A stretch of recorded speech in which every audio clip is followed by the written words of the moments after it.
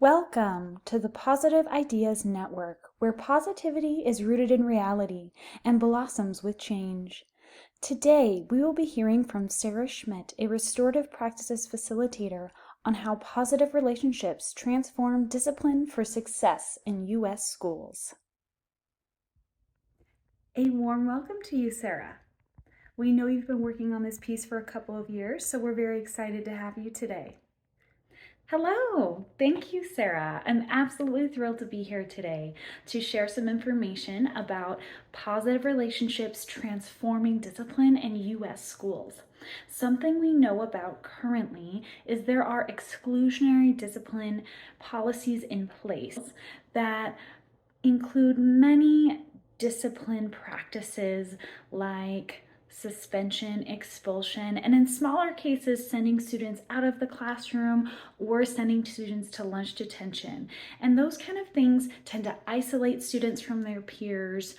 They create fear of punishment for mistakes being made. But this leads to preventing important reports from students about incidents.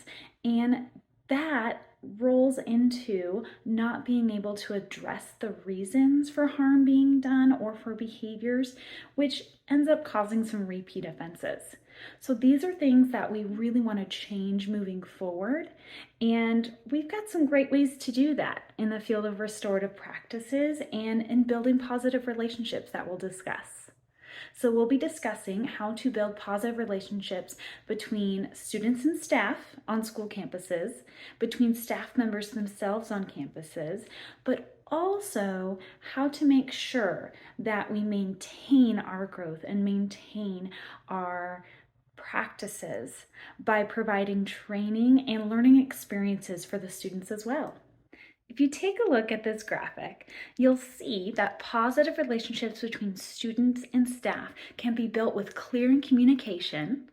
It can be built with human connections, fair conflict resolution strategies, and reflection.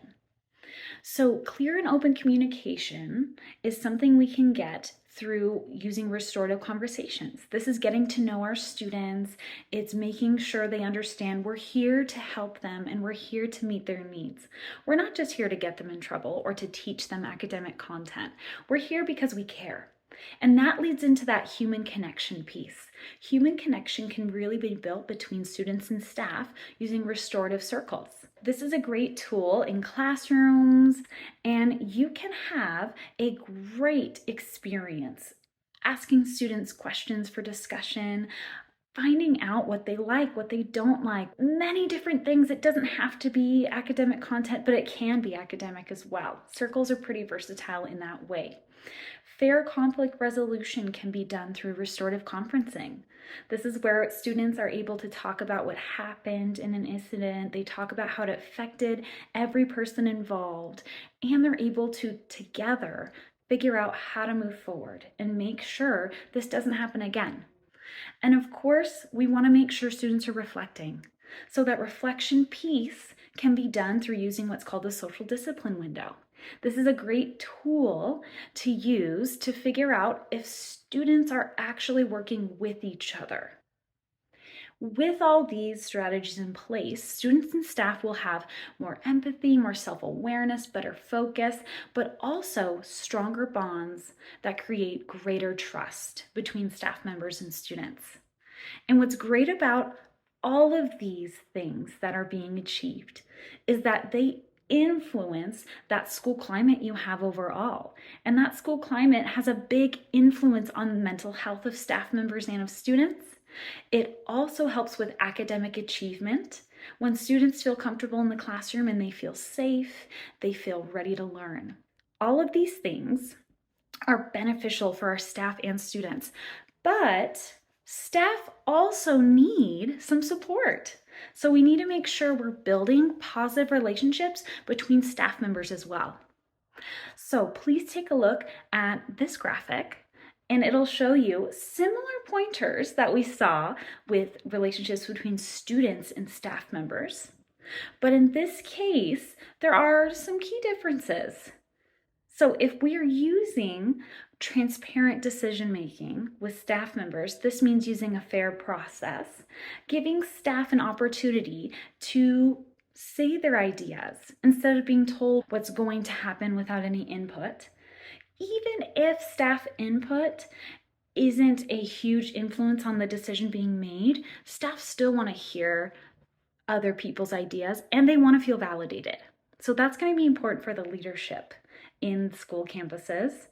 Human connection, that's a common thread from the graphic we had with students and staff. But in this case, we're looking at events with team building for staff members. So we want to make sure our staff members feel they can go to each other for support and they can discuss what's going on to figure out strategies to use moving forward together. We also need to make sure we're using that fair conflict resolution, and we can use restorative conferencing just like we did with students, but for staff members. Finally, of course, there's that reflection piece. Just like we did with students and staff members need to reflect on their own actions as well. All of these together can help staff have more self-awareness, more trust in their leaders, stronger bonds, greater trust, more open communication, and better collaboration and teamwork. That collaboration is key because that really leads to that better behavior management. It results in higher academic achievement because when staff members work together, they can come up with amazing pedagogy for teaching. Better mental health is of course included in that because there's a support system now. Although we have all of these strategies in place and we have these positive relationships that are being built, there's still some gaps that need to be filled. Not everyone is going to be ready to build those positive relationships and to have the confidence moving forward to use all of these strategies. So something we have to do on school campuses in the United States is provide appropriate training for staff, but also appropriate learning experiences for students. Students need that social-emotional curriculum in place to help them understand what's going on within themselves, but also within others. Building that empathy, making sure they understand everyone has a different perspective. These are things that will really help our students build positive relationships with everyone, their peers and staff included. So staff need to be provided with training about social-emotional learning curriculum, restorative practices, and crisis intervention. Restorative practices don't quite cover our crises that may come up in the moment. Sometimes talking is not the thing to do. Sometimes we have to intervene in a different way to make sure that we have control of the situation. That's where crisis intervention training comes in. And there's many different ways to get crisis intervention training in many great programs, but it is needed for staff to feel confident in their work. Take a look at this graphic. You'll see that we have social emotional learning curriculum at the top. We've got restorative practices and crisis intervention training down below. And then our third circle, we have consistent implementation. All these things come together to help us build the trust, build the confidence, and build the connections with students and staff to be successful. And this is important in moving forward because we need to make sure we're addressing any harm done, and we need to make sure that we're showing students and staff the path to move forward so that we don't have these reoccurring offenses or harm being done again. My goodness, Sarah, that was quite the compelling argument for transforming discipline in U.S. schools using positive relationships. Thank you so much for your time today, Sarah. We hope to have you on the show again. If you would like more information on transforming discipline in U.S. schools using positive relationships, please see Sarah Schmidt's paper and also the references shown here. This has been a presentation from the Positive Ideas Network, where positivity is rooted in reality and blossoms with change. Thank you for your attention, and please tune in again for more positive ideas in the future.